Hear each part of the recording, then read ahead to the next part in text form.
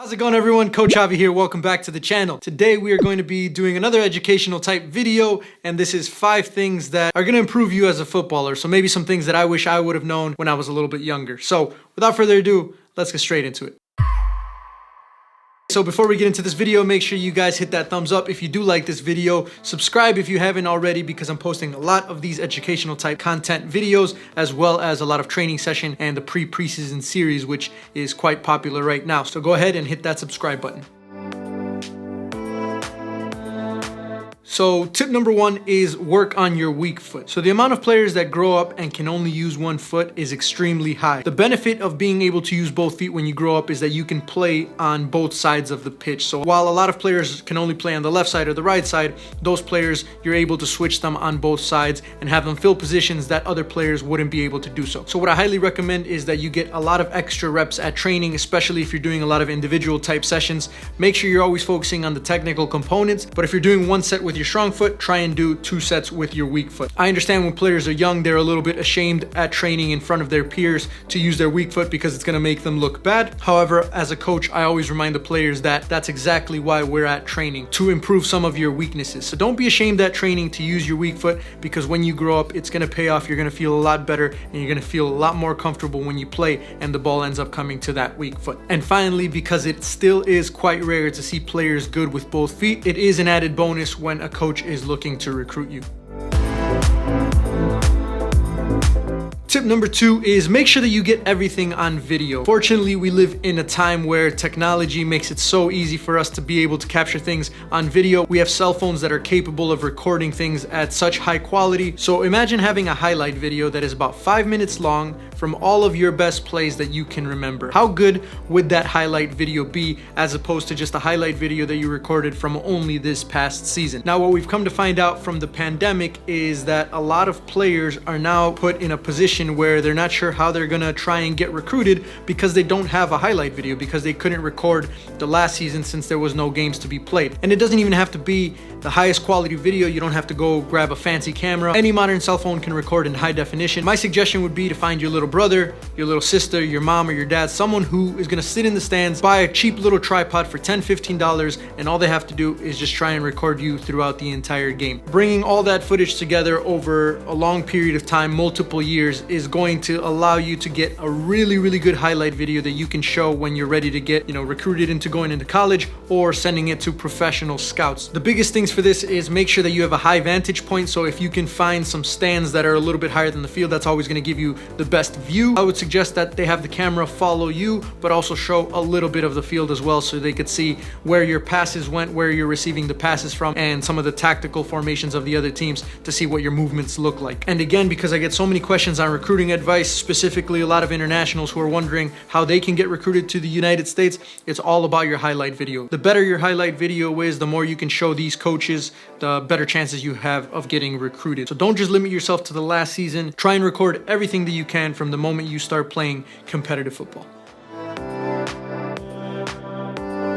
Tip number 3 is make sure that you guys are following the right trends. So social media gives us a good opportunity to find an entire library of soccer drills, advice on getting recruited, and tips on becoming a professional footballer. Make sure you're able to distinguish what the useless and strictly just fancy stuff is versus the things that are going to actually improve you as a footballer. So when you're watching these videos, just ask yourself the question, how is this going to improve me as a footballer? The reason you should ask yourself this is because there's a lot of trends that are focused on you just looking good in front of the camera and getting likes and getting comments, making you a social media celebrity or a social media influencer. So for example, nowadays we're seeing a lot of really fancy individual type training exercises where they incorporate a lot of useless equipment that you wouldn't find in a typical training session, and the progressions or the variations of the exercises are in no way, shape, or form relatable to actual football or what you're going to be doing in a match. Those are simply made to get a few likes and a few comments and to increase that person's follower count. But on the other side, there's also a lot of positive trends that I think you should think about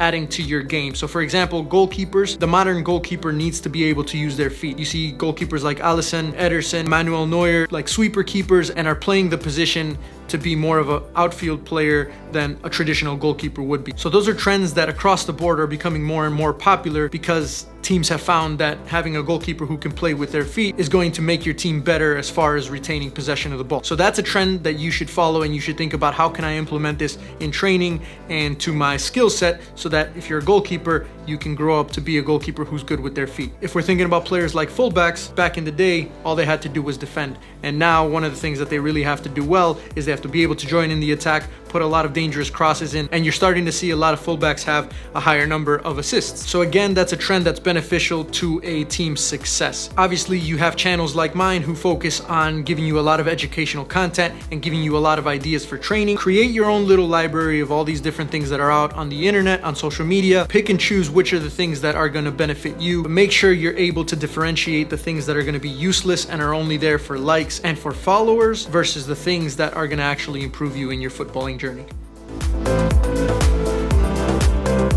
Tip number 4 is habits are non-negotiable. So I was watching the Leeds documentary the other day, which is a very good documentary. I highly suggest you watch it. In the part where they're talking about the COVID lockdown, where the players had to train from home and they had their own individualized fitness plans, one of the players was talking about how they didn't want to wake up early and go for that jog that was listed on their exercise of the day. And this was when Leeds was trying to get promoted to the Premier League. So in his head, instead of debating whether he should or he shouldn't, he told himself that if he didn't go out for this jog, Leeds wouldn't get promoted to the Premier League. Because if he chose to be lazy and not do it, when they came back to playing games, he wouldn't perform as well as he would have if he would have made that extra effort. So think about these habits as far as, am I going to eat the right food? Am I going to get the right amount of sleep? Am I going to do that training session that I probably should do? And stop asking yourself those questions. Instead, make them habits that are non-negotiable. So for example, at some point in the day, you go and take a shower. You don't really ask yourself whether you're going to take a shower every single day. You just do it because that's part of a subconscious habit that you've grown to develop. Same thing as brushing your teeth.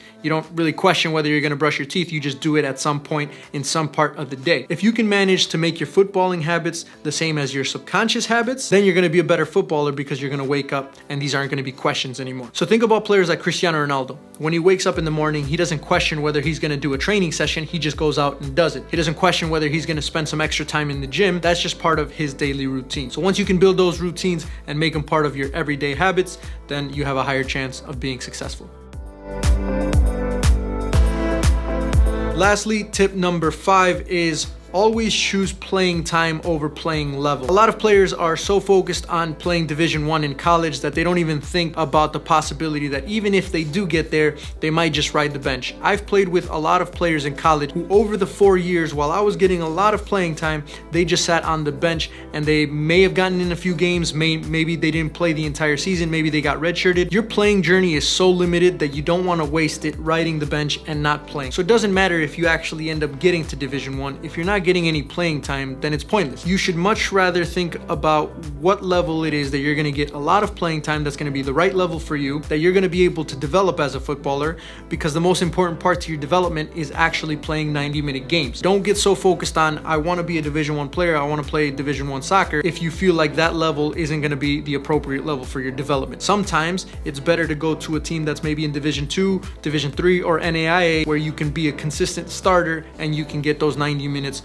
week in and week out. A lot of players don't realize this until their footballing journey is over, where they wish they would have probably picked a team in which they would have played a lot more minutes in. Your playing career is short, especially in college, so don't waste those years sitting on the bench when you know that you could have been playing somewhere else. So that's it for me, guys. That's 5 tips that I hope are going to help you in your footballing journey. If you guys have any questions, comments, concerns, or topics for future videos, go ahead and leave them in the comment section down below. And if you guys like this video, please don't forget to hit that like button. Until next time, and adios, muchachos.